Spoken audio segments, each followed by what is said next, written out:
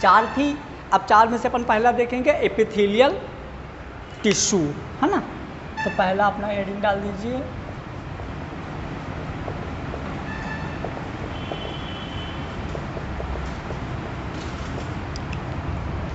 चलो देखो epithelial tissue क्या होता है। तो मैंने क्या बताया था एपिथेलियल में, याद होगा तुम लोगों को, है ना। देखो इपी यानी कि अपॉन, एथिलियल मतलब कि ग्रोथ, ठीक है। मतलब एपिथेलियल की मतलब कि वो वाली टिश्यू जो किसी दूसरे टिश्यू के ऊपर ग्रोथ करती है। समझ में आ गया।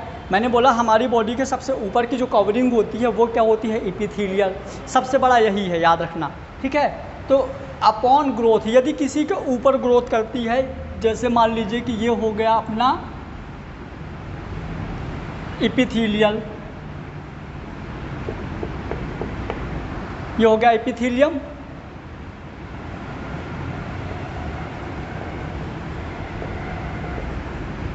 ये हो गया एपिथेलियल टिश्यू, ठीक है। अब एपिथेलियल टिश्यू किसके ऊपर ग्रोथ करती है, कनेक्टिव टिश्यू के। तो ये नीचे हो गई,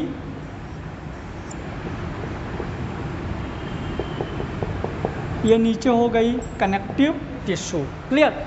ऊपर एपिथेलियम हो गई, नीचे कनेक्टिव हो गई। अब मैंने बोला था कि एपिथेलियल टिश्यू जो होती है इसकी मैं कुछ प्रॉपर्टीज़ की बात किया था। तो सबसे पहले ये एक डेड लेयर होती है।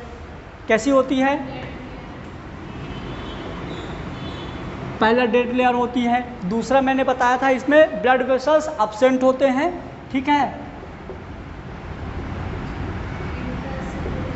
ब्लड वेसल्स और लिम्फ वेसल्स ना, blood vessels, lymph vessels, intracellular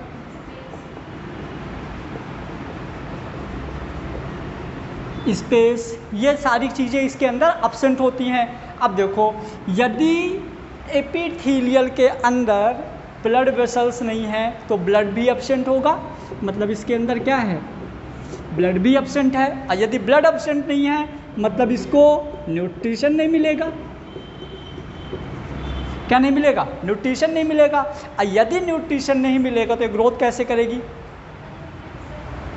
यदि न्यूट्रिशन नहीं मिलेगा तो ग्रोथ नहीं कर पाएगी। मतलब इसको किसी न किसी के थ्रू क्या चाहिए, न्यूट्रिशन चाहिए, ठीक है। तो ये न्यूट्रिशन गेन करती है बाय गेन कनेक्टिव टिश्यू। अब कनेक्टिव टिश्यू से कैसे न्यूट्रिशन गेन करती है अपन वो समझेंगे, क्लियर। तो देखो अब यहाँ पे एक चीज़ और देख लो, अपन पॉइंट की बातें कर रहे थे, इसमें रीजनरेशन बहुत ज़्यादा होता है। रीजनरेशन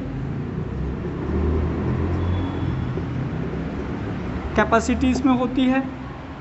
और first time develop in embryonic stage,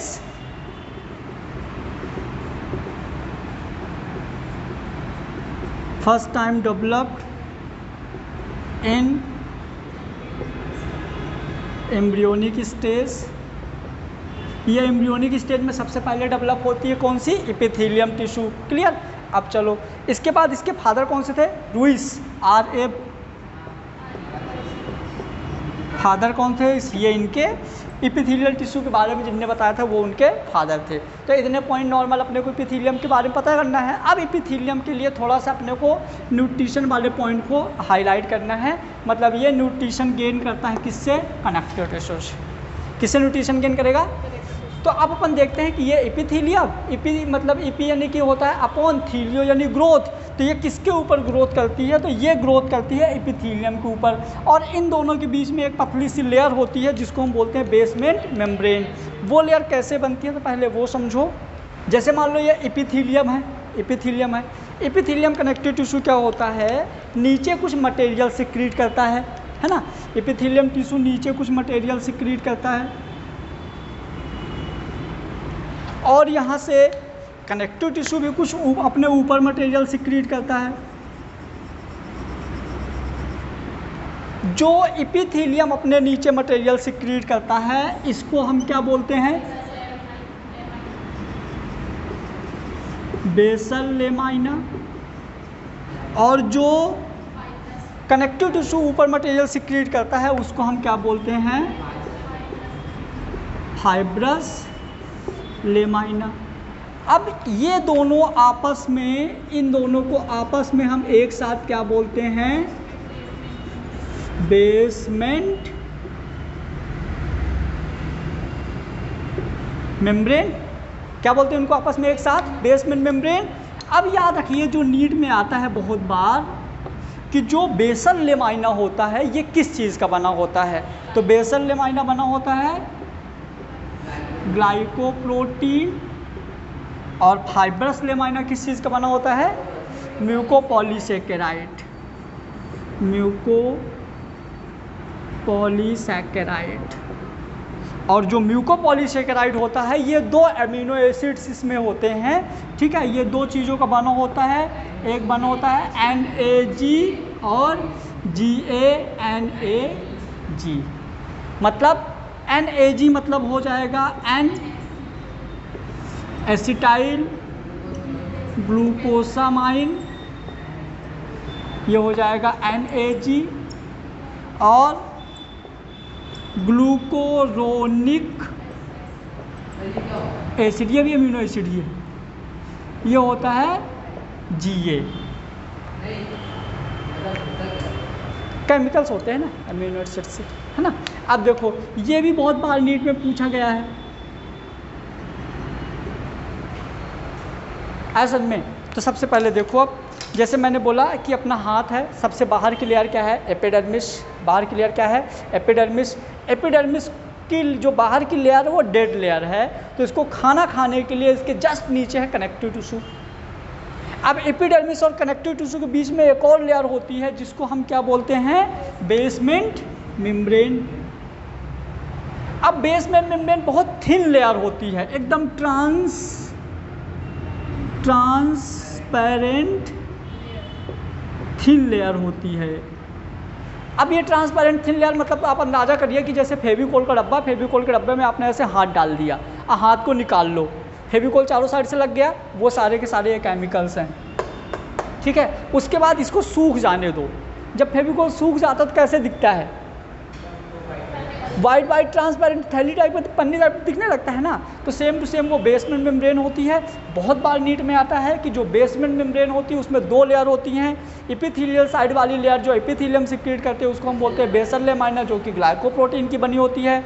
connective tissue side वाली लेयर को हम बोलते हैं फाइब्रस लेमाइना, जो कि म्यूकोपॉलीसेकेराइड की बनी होती है। और म्यूकोपॉलीसेकेराइड 2 चीज़ों का बना होता है, N-एसिटाइल ग्लूकोसामाइन और ग्लूकेरोनिक एसिड। समझ में आएगा, फोटो खींच लो। सबसे पहले अपन देखो, इसमें अपन नेक्स्ट हेडिंग है अपना मॉडिफिकेशन ऑफ एपिथेलियल टिश्यू, ठीक है। मतलब एपिथेलियल टिश्यू जो होती है वो मॉडिफाइड हो जाती है किस चीज़ के लिए, सपोर्ट के लिए। मैंने कल बताया था कि जैसे मान लो कि एक ये सेल है, यहाँ से एक ये सेल जुड़ी हुई है, अब बहुत सारी सेल आपस में जुड़ के क्या बना देते हैं, टिश्यू। अब ये सेल को जैसे अपन ने कल बताया था पिछले क्लास में कि अपन ने इसको जैसे पकड़ के खींचा, मान लो जैसे ये सेल है, मैंने इसको यहाँ से पकड़ के खींचा, तो हाथ में क्यों टूट के नहीं आ गया, मतलब जो हम पकड़ के खींच रहे हैं वो किसी न किसी से अंदर जुड़ा हुआ है। अब वो किस तरीके से जुड़ा हुआ है, तो वो यहाँ पे ऐसे ऐसे भी हो सकते हैं, ऐसे ऐसे भी हो सकते हैं, कुछ ऐसा ऐसा भी हो सकता है, किसी भी तरीके से जुड़ सकता है। तो जुड़ने के जो उसके वे हैं वो 3 हमारे सिलेबस में बताए गए हैं। बोलो कौन कौन सा। पहला क्या था, इंटरडिजिटेशन, पहला है इंटरडिजिटेशन, दूसरा है डेस्मोसोम, तीसरा है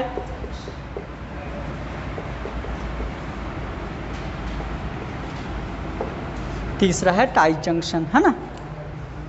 3 वे से जुड़ सकता है, मतलब एक टिश्यू दूसरे टिश्यू से अटैच्ड रहता है। देखो ना अपन हाथों से कितना भारी भारी चीज़ें उठाते हैं, ठीक है, एक्सरसाइज करते हैं अपन, इतने मेहनत वाला काम करते हैं, फिर भी हमारी बॉडी अलग नहीं होती है।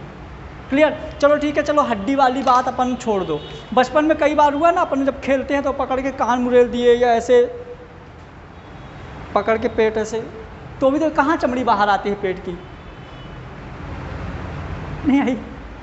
ठीक है, मतलब कि हमारा जो बॉडी का टिश्यूज़ रहते हैं, बॉडी के जो टिश्यू है एक दूसरे से कितना क्लोजली पैक्ड रहते हैं, बहुत स्ट्रांगली जुड़े रहते हैं। मतलब तुम मान लो कि ऐसे तुम पकड़ के चमड़ी खींच ही नहीं सकती, इतना तेज जुड़ा हुआ है। ठीक है, चलो तो अपन सबसे पहले देखेंगे इंटरडिजिटेशन, फिर देखेंगे डेस्मोसोम, फिर टाइट जंक्शन। तो इसका कैसे मॉडिफाइड फॉर्म होता है, इंटरडिजिटेशन कैसे जुड़ा होता है, तो हम इसको देखेंगे। ये होता है फिंगर लाइक स्ट्रक्चर। कैसा होता है? Finger like structure. जैसे मान लीजिए एक ये सेल है,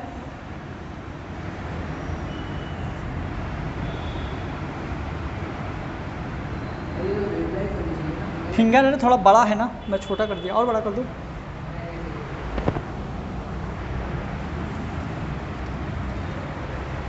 ऐसा देखो ना,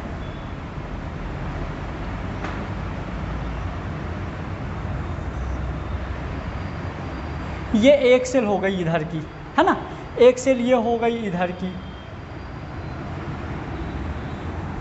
ये अब ये दोनों सेल देखो ना, ये इस तरह से कैसे है। यदि हम बात करें ये, तो ये कैसी स्ट्रक्चर हो गई ना, ये फिंगर लाइक हो गई ना। तो फिंगर लाइक स्ट्रक्चर जो होती है, अब जैसे मान लो कि एक अपना हाथ इस तरह से जुड़ा हुआ है, अपन इसको यदि खींचेंगे ना यहाँ पकड़ के, तो इजीली ओपन हो जाएगा, अलग हो जाएगा। लेकिन जैसे इसी हाथ को हम इस तरह से जोड़ दें, ऐसे फिंगर लाइक ऐसे जोड़ दें, तो थोड़ा मुश्किल से अलग होगा, और ऐसे जोड़ दें तो खतरनाक ही बंद हो गया। क्लियर हुआ? चलो, तो यदि जो फिंगर लाइक स्ट्रक्चर होता है वो कुछ ऐसे बनता है। इसका एग्जाम्पल क्या था? Transitional epithelium.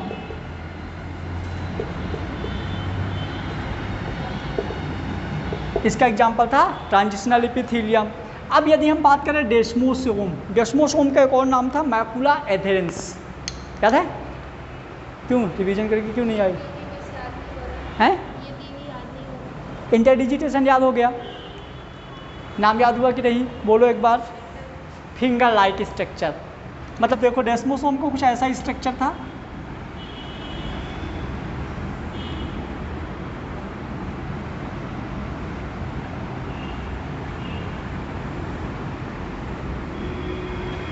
बोर्ड में अपने आप हाथ चलने लगता है। ठीक है, ये यहाँ पे ऐसे डेस्मोसोम मतलब कि बटन लाइक स्ट्रक्चर, जैसे बटन रहती है ना, कुछ इस तरह का ऐसे यहाँ बन जाता है। ये इसी को हम बोलते हैं डेस्मोसोम। और इसी के नाम से हम इसको बोल दिए थे डेस्मोसोम। इसका एग्जाम्पल क्या था? स्ट्रैटिफाइड एपिथेलियम, है ना, इसका एग्जाम्पल था स्ट्रैटिफाइड एपिथेलियम। अब यदि हम बात करें टाइट जंक्शन, टाइट जंक्शन में क्या होता है कि जैसे दो सेल होती है ना, तो दो सेल की लेयर आपस में कहीं कहीं बीच बीच में जुड़ जाती हैं। कुछ ऐसा देखो, जैसे मान लो एक ये सेल आई, एक ये सेल आई, आपस में यहाँ दोनों जुड़ गई, नीचे वाली आई, यहाँ दोनों जुड़ गई, इधर आई, यहाँ दोनों जुड़ गई, कुछ ऐसे।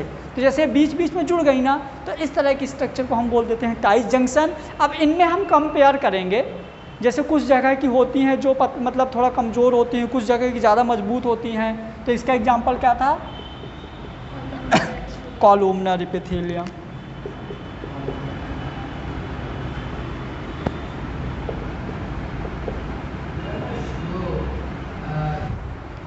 देखो ये भी बहुत इंपॉर्टेंट है, ये भी बहुत भूलता है।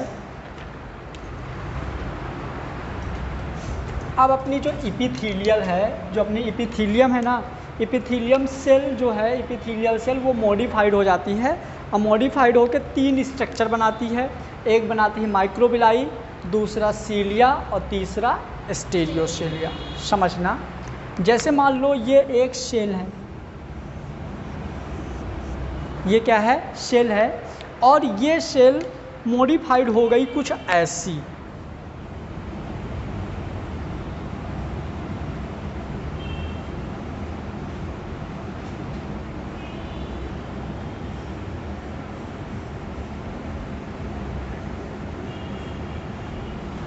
ठीक है, और ये जो स्ट्रक्चर बने हैं ये होते हैं माइक्रोबिलाई। क्या होते हैं? माइक्रोबिलाई। अब ये जो स्ट्रक्चर है देखो, अंदर यहाँ पे क्या है? साइटोप्लाज्म। सेल के अंदर क्या होता है? साइटोप्लाज्म। अब ये जो सेल के अंदर साइटोप्लाज्म है तो small cytoplasmic process is called microvilli. जो साइटोप्लाज्म में छोटे छोटे प्रोसेस होते हैं, स्मॉल प्रोसेस होते हैं, हम उसको क्या बोलते हैं? माइक्रोबिलाई बोलते हैं। तो ये हो गया माइक्रोबिलाई, ये सेल के अंदर है। ठीक है, याद रखना। उसके बाद नॉन मोटाइल नॉन कॉन्ट्रेक्टाइल, ना तो इनमें मोशन होता ना ही कॉन्ट्रैक्शन होता। याद रखना, ये भी आता है एग्जाम में। नॉन मोटाइल और नॉन कॉन्ट्रेक्टाइल, ना तो इनमें मोशन होगा ना ही कॉन्ट्रैक्शन होगा। एक्टिन फाइबर से बने होते हैं ये, इनका जो फॉर्मेशन होता है वो एक्टिन फाइबर से बने होते हैं। तुम लोगों को मस्कुलर वाले में याद होगा तो मैंने सिखाया था एक्टिन और मायोसिन, बताया था एक्टिन और मायोसिन। तो एक्टिन फाइबर, वो एक्टिन फाइबर्स होते हैं। ये काम क्या होता है तो ये भी इम्पोर्टेंट है, एब्जॉर्प्शन, सिक्रीशन और एक्सक्रीशन। जैसे मान लो ये इंटेस्टाइन के अंदर है, इंटेस्टाइन में यहाँ खाना भरा हुआ है, फूड, तो ये इंटेस्टाइन से यहाँ पे फूड को एब्जॉर्ब भी कर सकते हैं। ये वाले क्या होते हैं? पीसीटी याद करो, तो पीसीटी में यूरिन को एक्सक्रीट भी कर सकते हैं। तो इनका एब्जॉर्प्शन का भी फंक्शन होता है, सिक्रीशन का ही होता है और एक्सक्रीशन का भी होता है। Next, increase surface area. यदि आप इसको खींच दो तो सीधे हो जाएंगे, तो सरफेस एरिया भी तो बढ़ाते हैं। जैसे मान लो एक ये है, एक नॉर्मल यदि इतना बड़ा ऐसा है, तो दोनों में ज़्यादा लिक्विड किस में आएगा? इसमें, किस में? इस पे आएगा, क्योंकि ये ऐसा है ना। तो यहाँ पे इंक्रीज सरफेस एरिया कितने गुना? 20 गुना सरफेस एरिया इंक्रीज कर देता है, 20 टाइम्स। ये भी आ चुका है। मतलब जो माइक्रोबिलाई होते हैं सरफेस एरिया इंक्रीज करते हैं। मतलब यदि इसमें 5 लीटर पानी आ रहा है तो इसमें 5 को 20 लीटर, 20 पंचे 100 लीटर पानी आ जाएगा। इतना ज़्यादा सरफेस एरिया इंक्रीज कर देते हैं। नेक्स्ट, अब जो अपने मेन एग्जाम में आता है वो आते हैं एग्जाम्पल। तो इस तरह से जो माइक्रोबिलाई हैं कहाँ पाए जाते हैं? इंटेस्टाइन में, गॉल ब्लैडर में और पीसीटी। पीसीटी ये नेफ्रॉन का पार्ट होता है, PCT, Henle loop, DCT. Clear? तो ये हो जाएगा इंटेस्टाइन। इंटेस्टाइन तो अपने को पता ही है क्या होती हैं। गॉल ब्लैडर जो लीवर के नीचे बैग लाइक स्ट्रक्चर होती है, और ये पीसीटी कहाँ रहता है? नेफ्रॉन वाला पार्ट, है ना। देखो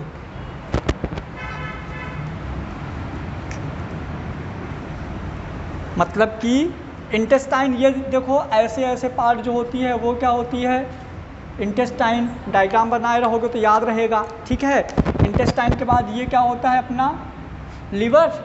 लीवर के नीचे जो कुछ ऐसे बैग लाइक स्ट्रक्चर होती है हम उसको क्या बोलते हैं? Gall bladder. फिर इसके बाद यहाँ पे क्या होता है?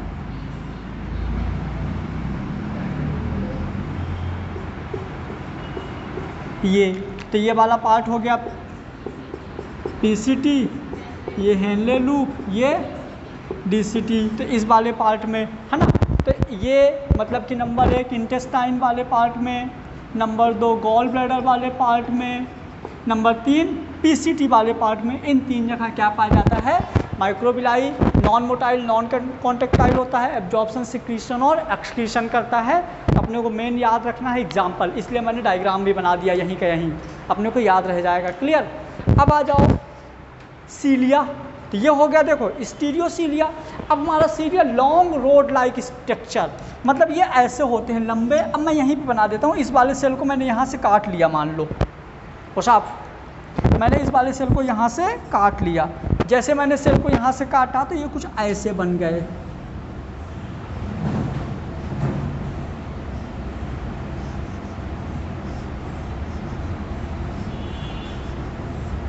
ये क्या होते हैं? सारे के सारे स्टीरियोसीलिया। देखना मजा आएगा। स्टीरियोसीलिया फ्लूइड कंडक्शन, हाँ काइनोसीलिया, हाँ सीलिया या काइनोसीलिया, है ना। तो ये हो जाएगा सीलिया। तो अब यहाँ पे क्या होगा? पहला देखो long road rod shape structure, मतलब ऐसे रोड टाइप के हैं, ठीक है, तो हो गया लंबे होते हैं। दूसरा फ्लूइड कंडक्शन, मतलब कि यहाँ पे जो फ्लूइड भरा होता है ना उसको मूव करते हैं। जैसे हमारे ब्रेन में सेरेब्रोस्पाइनल फ्लूइड भरा हुआ है, ब्रेन में क्या भरा है, सेरेब्रोस्पाइनल फ्लूइड, तो इस फ्लूइड को कंडक्ट करते हैं, मतलब आगे ट्रांसफ़र करने में हेल्प करते हैं। फिर मोटाइल और कॉन्ट्रैक्टाइल होते हैं, मतलब इनमें कॉन्ट्रैक्शन भी होता है, ऐसे चलते भी हैं, मतलब ये इधर भी आते हैं और इधर भी जाते हैं, मतलब इनमें ये वाला मोशन भी होता है और ये वाला कॉन्ट्रैक्शन भी होता है। क्लियर। फिर all cilia move in uni direction, बोले थे ना, एक डायरेक्शन में ये जाते भी हैं। दूसरा origin by basal granule, basal granule से इनका ऑरिजिन होता है। क्या था, डायमीटर सेम, मतलब यहाँ से लेके यहाँ तक का, ऊपर तक का सेम डायमीटर, मतलब जितना मोटा यहाँ उतना मोटा यहाँ, मतलब हर जगह इसकी थिकनेस सेम होती है, मतलब इसका डायमीटर सेम होगा, ये भी इम्पोर्टेंट है। एग्जाम्पल देख लीजिए, trachea of wall of trachea, trachea की वॉल पे। दूसरा यूट्रस, वो wall of trachea, uterus, fallopian tube, ependymal epithelium, ependymal epithelium होती है ब्रेन में, हाँ एपेंडाइमल इपिथीलियम होती है ब्रेन में और स्पाइनल कॉर्ड में। ब्रेन में और स्पाइनल कॉर्ड में होता है, जो कि सेरेब्रोस्पाइनल फ्लूइड के कंडक्शन में हेल्प करता है, ठीक है। तो ये हो जाएगा अपना क्या, सीलिया। इसके बाद स्टीरियोसीलिया कैसे होता है, स्टीरियोसीलिया कोन लाइक होता है, ये देखो कुछ ऐसा रहेगा स्टीरियोसीलिया।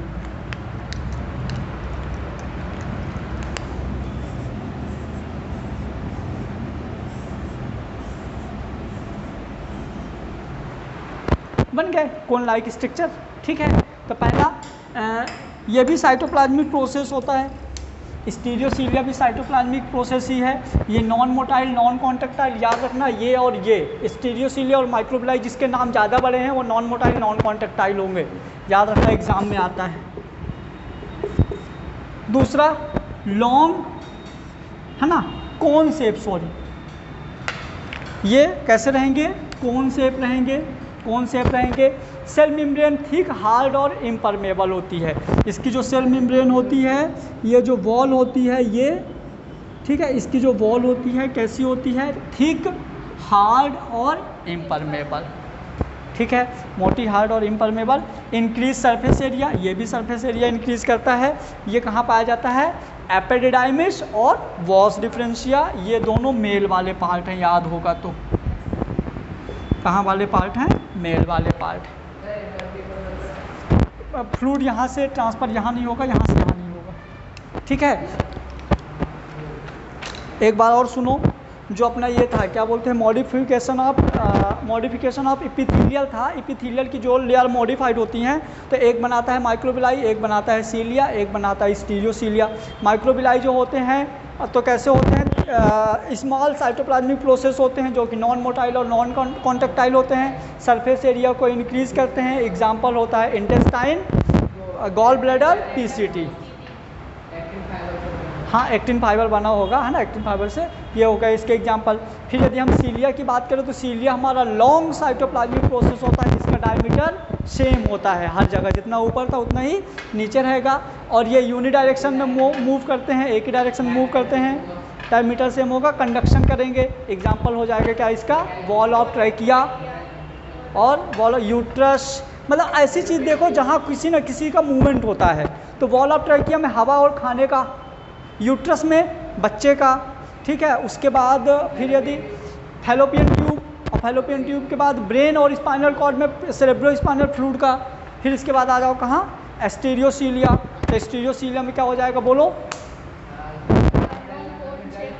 Non motile non contractile, cone shape होता है, इसकी wall thick, hard and impermeable होगी, इन सरफेस एरिया इंक्रीज करेगा, एपिडाइमिस और वॉस डिफरेंशिया इसके एग्जांपल हो गए। नोट कर लो बहुत अच्छे से।